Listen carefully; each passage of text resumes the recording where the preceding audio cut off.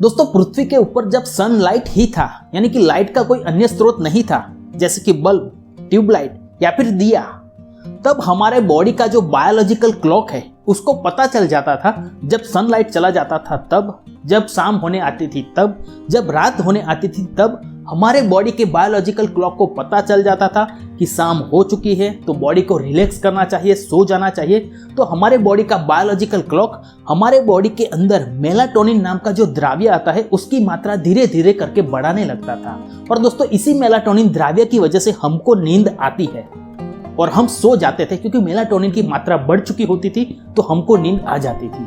लेकिन दोस्तों जैसे ही समय पसार होता गया, नए नए इन्वेंशन होते गए, तो वहां पे bulb, tube light, TV, LED, mobile, laptop, computer, बहुत सारी ऐसी चीजें आ गई जिसकी वजह से इन सारी चीजों को हम रात को देर तक यूज करने लगे। टीवी को हम रात देर तक देखते हैं, मोबाइल को रात देर तक यूज करते हैं।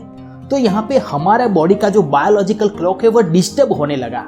क्योंकि दोस्तों जब शाम हो जाती है तो उसको तो पता चल जाता है कि शाम हो चुकी है तो सोने का टाइम हो चुका है, तो मेलाटोनिन की मात्रा को वो बढ़ाने लगता है। लेकिन वहां पे हम मोबाइल यूज करते हैं, बहुत सारे लाइट के अंदर रहते हैं, टीवी रात देर तक देखते हैं, मोबाइल का रात देर तक यूज करते हैं, लैपटॉप को यूज करते हैं, तो वहां से भी बहुत सारी लाइट की किरणें आती है। तो वहां पे बायोलॉजिकल क्लॉक थोड़ा डिस्टर्ब होता है। एक तरफ उसे यह लगता है कि रात हो चुकी है, मेलाटोनिन की मात्रा बढ़ानी चाहिए, और यहाँ पे मोबाइल टीवी यूज करने की वजह से उसको ये लगता है कि अभी तो दिन चल रहा है, तो मेलाटोनिन की मात्रा वह बढ़ाने नहीं लगता।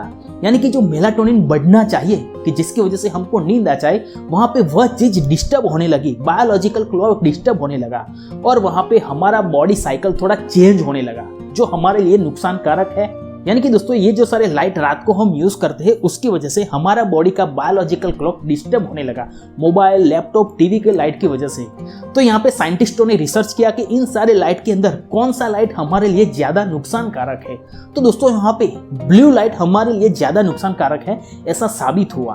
तो दोस्तों इसी वजह से हमारे बॉडी के बायोलॉजिकल क्लॉक को ज्यादा नुकसान न पहुंचे, इसी चीज को ध्यान में रखते हुए वहां पे उन्होंने एक उकेल निकाला कि अगर ब्लू लाइट को थोड़ा कम किया जाए, दूसरे लाइट की मात्रा को भी थोड़ा कम किया जाए, लेकिन ब्लू लाइट को ज्यादा कम किया जाए, तो हमारे बॉडी का बायोलॉजिकल क्लॉक ज्यादा डिस्टर्ब नहीं होगा और हमको ज्यादा नुकसान नहीं होगा। इसी वजह से स्मार्टफोन बनाने वाली कंपनियां हो या फिर टीवी बनाने वाली कंपनियां हो, वहां पे TUV रीहैंडलैंड लो ब्लू लाइट सर्टिफिकेशन को जरूरी किया गया। और दोस्तों स्मार्टफोन के अंदर TUV सर्टिफिकेशन के अलावा एक्स्ट्रा फीचर दिए जाते हैं, जैसे कि नाइट मोड, रीडिंग मोड, आई केयर, लो ब्लू लाइट फिल्टर, कि उसकी मदद से भी आप ब्लू लाइट को ज्यादा कम कर सके।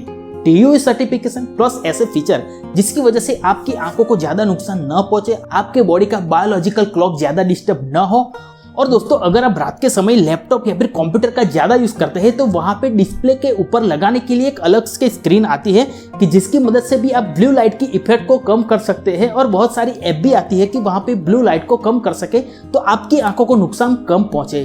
तो दोस्तों इसी वजह से TUV रीहैंडलैंड लो ब्लू लाइट सर्टिफिकेशन जरूरी होता है, स्मार्टफोन हो, स्मार्ट टीवी हो या फिर लैपटॉप हो या फिर कंप्यूटर हो। और इसी वजह से स्मार्टफोन कंपनियां अपने स्मार्टफोन के अंदर ब्लू लाइट को ज्यादा कम करने के लिए एक्स्ट्रा फीचर देती है, जैसे कि नाइट मोड, रीडिंग मोड, आई केयर, ब्लू लाइट फिल्टर, जिसकी वजह से आपकी आंखों को कम नुकसान पहुंचे और आपके बॉडी का बायोलॉजिकल क्लॉक ज्यादा डिस्टर्ब न हो।